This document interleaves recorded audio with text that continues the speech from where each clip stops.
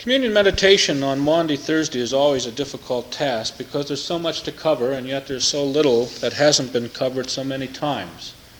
As I've been thinking over the events of the past week, I recognize that it's a historian's nightmare, and we've often talked about how difficult it is to fit all of the events of the biblical record into a week's time. There's at least one day missing. And while we meet on Maundy Thursday, the night before the crucifixion on Friday, originally Black Friday and now called Good Friday, we have to recognize that this probably was not the night in which Jesus actually held the Last Supper. In all probability, since there were Jews out walking in the streets and it was a festival evening where they would be at home and not permitted to be walking in the streets, it was held last night. And yet it's difficult to know. Traditionally, we've met on the Sunday or the Thursday of the Commandment and have had communion, have meditated, and have tried to understand something of what was going on. I rethought the disciples and pulled out of my file an old bit that I had written about them. What kind of men were the disciples whom Jesus had chosen to be with him? What would they have been like in Jerusalem on that last night, thronged with thousands of pilgrims? What kind of individuals are really the disciples or Christians to be? Is there a personality that one can draw from the Christian and say Christians are these kinds of people or come from these backgrounds? Well, I began to look over the list of the disciples, and it's amazing how many of them we know by name only, and there's a confusion about that. Of course, the one that is best known is Simon Peter. Peter, Petros, the rock, Petra, named by Jesus from his Jewish name, Cephas. But was Peter a rock? He was willing and pledged himself to follow God and follow Jesus. There was nothing that would turn him aside. He had what is known today as commitment. So much so that when Jesus talked about perhaps there may be difficulties ahead, Simon Peter stood ready and tall and willing, armed with his sword to do battle. In Peter's defense, it should be said that when Jesus was arrested ultimately in the garden, Peter took a swipe at the servant's ear. He did make an effort, enough to ease the conscience and to be able to say to himself, I tried, didn't I? But we were overwhelmed, and then he fled. John doesn't tell us exactly how he fled or who fled, but there's some intimation that he may have even fled naked. That is, they grabbed at his robe, and as they held it, he ran off, frightened. And when the time came to stand around the fire, as they were talking about this Jesus they had captured, they said to him, aren't you one of those people? I can tell by your speech. You're a Galilean. You've got a Galilean sound to your voice. Oh, no, I don't know him. And so Peter, the rock, the fortress, turned out to be nothing more than shifting sands. Or what about John? We know nothing about John. He probably wrote the gospel and the letters, but that's all we know. He was very close to Jesus. He's never mentioned in his own gospel, but there is a disciple unnamed who is the disciple that Jesus loved. And it's recorded on the last night that Jesus leaned on the breast of the disciple he loved. And remember when they ate in the ancient world, there was a pot of food put in the middle, and then everybody, like radiating spokes, would lay down on their arms like this and reach into the common pot and dip their bread and eat. And so Jesus leaned back and spoke to John, but who he was, what he was, where he went, all about the things, how big, how tall, what happened to him, we don't know.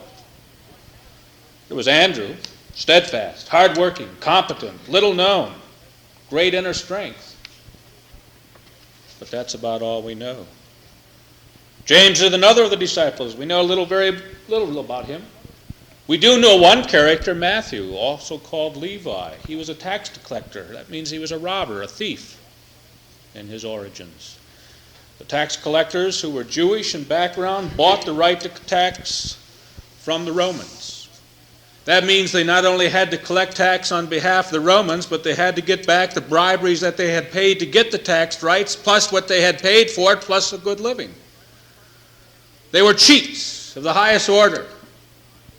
They had the absolute power of Rome behind them, and therefore could demand what they wanted with little fear of retaliation. Scoundrels. And yet Jesus said to one of these scoundrels, "Come, follow me, be one of mine." And so Levi, Matthew, the tax collector. How about Nathanael? We know nothing about him. Perhaps his name is Bartholomew. It means gift of God. What was Nathanael like? Very quiet. From all we can read, he was the kind of individual that probably was very unhappy in Jerusalem. There are people that don't like big cities, and there are people who thrive in the big city.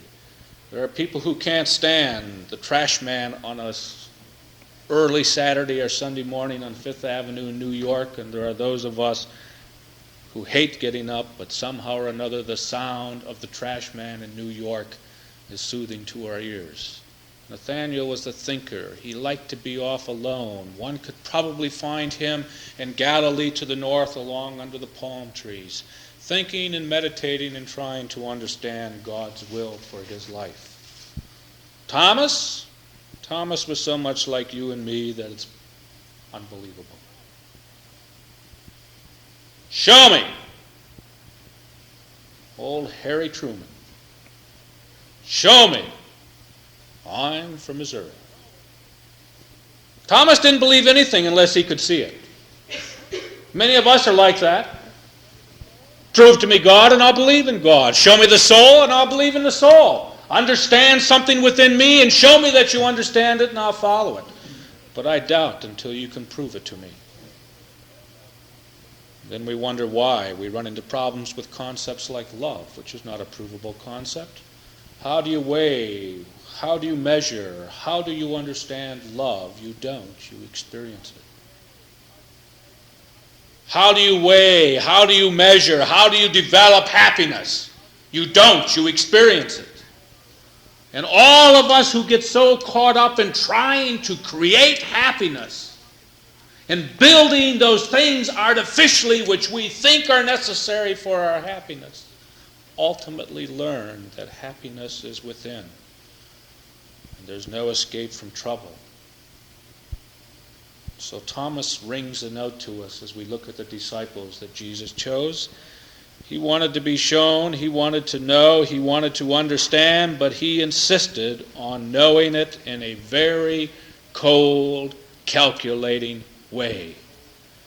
And in doing so, he cut himself off from the finest things of life. For love is not cold nor calculating. Hope is not measurable. Outreach is a gift that can't be taken except personally. Well, Thaddeus, James of Alphaeus, Simon the Canaanite, we know nothing about them, and whatever we say is a guess. Judas Iscariot, strange individual. The very name has gone down into infamy. Judas, the betrayer. And yet was he? For when you look at Judas, does he seem like the man that would sell the soul of another man for merely 30 pieces of silver?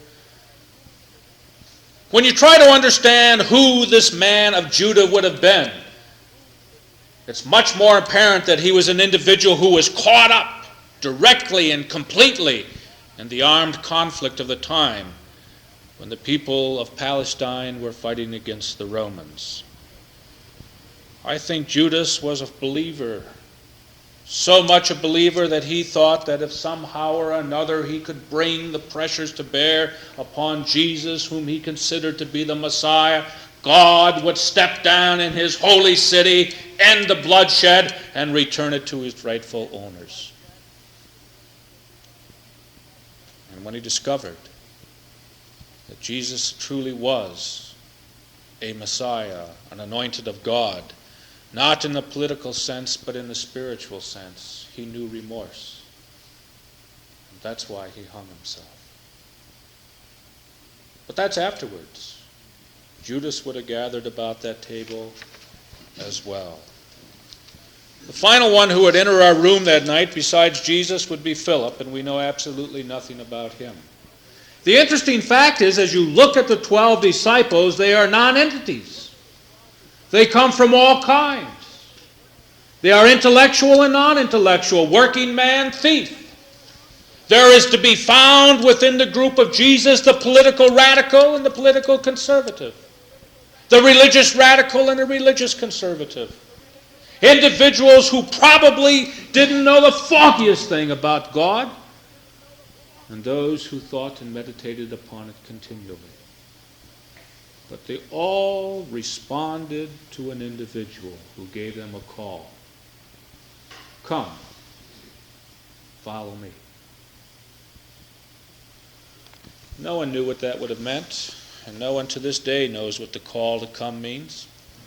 When one responds to God, it is not with a prerequisite that God will do certain things for you. I play the games continually with God. He and I are having a battle right now. I'm very angry with God. It may sound like it. I made some deals with him, and he's gone back on them in my mind. That upsets me. Now, within a little bit of a careful reasoning, I might find that I shouldn't have made those kind of deals, and I'm about to take that step.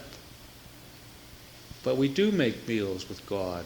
We do try to work things out with God. We do make promises, if you do this, I'll do this. Don't we? We try to manipulate. We try to say, show me this, and then I'll know, and I'll do this. Our lower being struggles to manipulate God for our purposes. And then, when God says no, we're shattered. We're angry. We're defeated. And we want to turn our back and not accept. We become very much like Peter's. We are willing to be committed until it counts, and then we're willing to run. And so in the New Testament, there were angry men with God. There were men angry with the Romans. There were men angry with themselves. There were disturbed men. They had suffered a week of upheaval and destruction. They had seen the strength of Jesus. They had seen the weakness. They had begun to see him. And yet they gathered, a strange group, as friends. And they shared a meal together.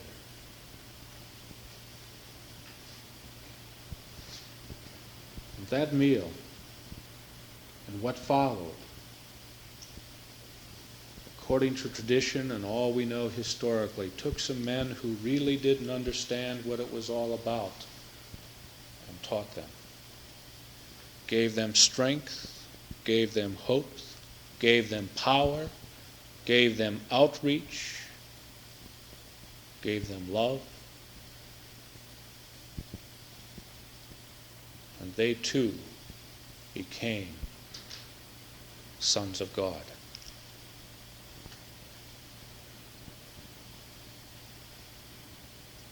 They gathered around the table as friends. And they went forth renewed. We gather around the table as friends. May we go forth